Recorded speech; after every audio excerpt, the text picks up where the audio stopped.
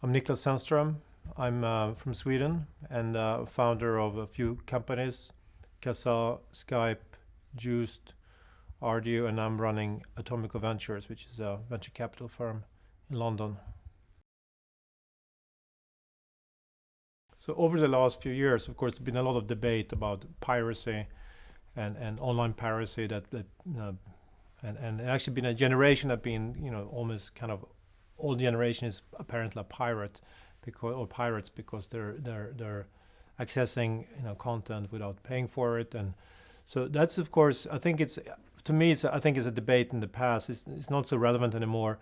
And it was when you have a very rapid change in a market and market conditions and something really disruptive. Really what happened when technology was enabled a new behavior. And of course, the internet was kind of the big enabler, and then it was just some small smart software that enabled everyone to just share all their collection of content on their hard drive with each other.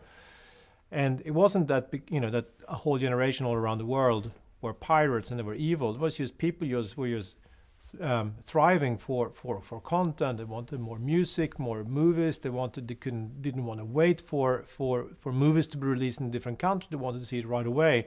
So it's really a consumer demand, and then was an industry that didn't supply towards that demand. And that's, of course, it's not a strange thing because it was such a rapid change, and it takes time for these. These companies have been around for a long time, and have a way to operate. To have they have their revenues. To have usually public companies. It's very difficult to turn this around immediately. So that's in that turmoil, you get a lot of people doing a behavior which is completely different, and of course then they have a big debate whether this is legal or not. And that's of course it's important because it's very important to deal with what is copyright and what can you do, what is fair usage and what is not fair usage. And many people, including myself, coming from technology and just say, well, this is just, it should be fair usage. If you're the content owner and you're seeing your revenues eroding, you're probably not saying this is fair usage. This is detrimental to their industry. That's what they were saying. But today, you have very good services which provide music, for example. You have great services providing music either for free with advertisement or for a very low subscription price, and you can get all your music you want. It's all there in the cloud. So I think that piracy will always be there, have always been there, and there will always be a few people who just by principle they don't want to pay for things, and if you can get things in a much more illegal way, they probably will do it. But I think the majority of people around the world, they're probably more happier to use a legal service which is commercial, as long as it's a good service and it's a decent price. So, and that's actually available today. So I think it's a debate in the past, and I think everyone's coming out of this, on the upside. The debate was very focused on piracy, and in my mind, it was very short-sighted. And it was also it was debate, but there was also new laws that was being passed. And what was amazing was that if you listen to the word copyright means that you have the right to copy, and it was a way for the public to enjoy whatever copyrighted material. If it's a book, we went to libraries, we borrowed the book, we didn't pay for it, we handed it back. Or if I bought a newspaper, I can let everyone. If I'm a dentist, I have a newspaper, I can let all my customers read it. They're not pirates because they're reading the newspaper. So in the analog world, that worked, but all of a sudden, one guy could share his content with a couple of 100 million of people. Of course, it changes the dynamics of what is of fair use. I think that the lawmakers went maybe a bit overboard and made it too strict, so they really limited what you can do and almost turned everything around that you cannot copy at all. And now we have a lot of, on the technology side, we have a lot of specific from broadcasting side, and we almost now don't remember. We had DRM music for a few years where we bought music files and they were copy protected, which didn't really work at all. And today, everyone is selling MP3 files which are free to copy. So I think that's and that's kind of, to me, symbolizes that it's in the past, and in the future it's not that critical anymore. You always have people who piracy is always going to be there, but it's going to be to a smaller scale.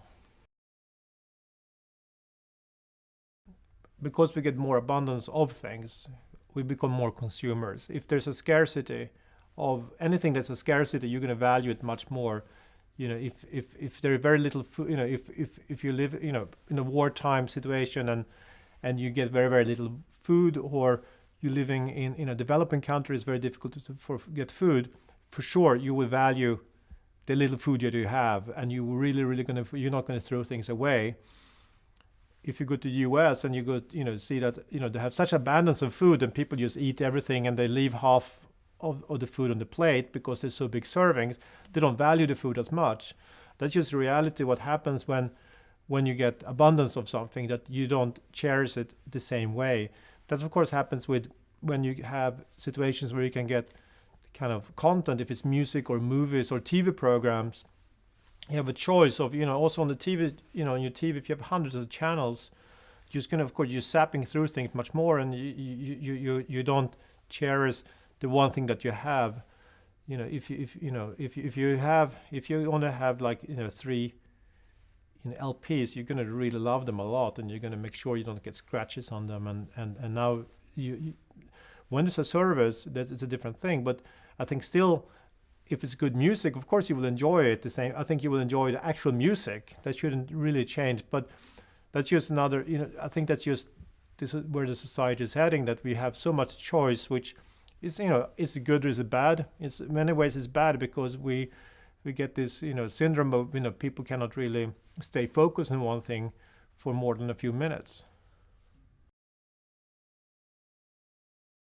If you want to be very creative on the distribution side, it's very difficult if you're a large established company. That's usually when you have startup companies who are coming up, thinking, out of the box, and just coming up with something which is much more of a creative way to enjoy and to distribute content.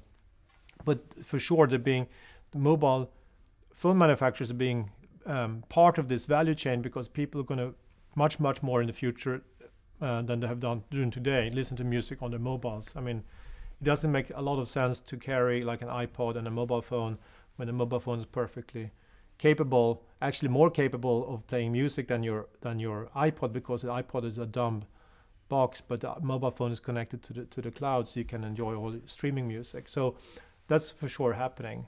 And then you also have the mobile operators and the fixed, maybe internet service providers, who are also potential players. And there are some internet providers and mobile phone operators who are providing music services, again, with varied success, very much for the same reason as the handset manufacturers have been trying to do things. It's very difficult for these established companies, because they have a mindset of their business is to operate physical connection. It's very difficult for them to be very creative and to come up with innovative services, but they can work in conjunction with these smaller service providers.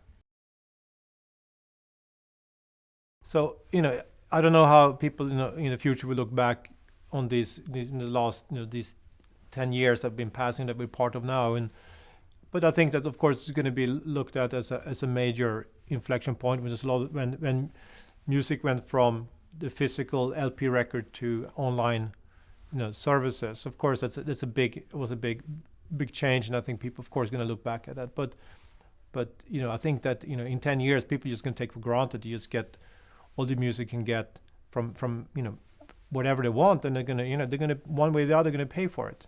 If it's part of their mobile phone bill, or they're paying as a la carte or as a subscription fee, or if it's advertisement based, one way or the other. But that's going to be a natural thing, just like water on the tap.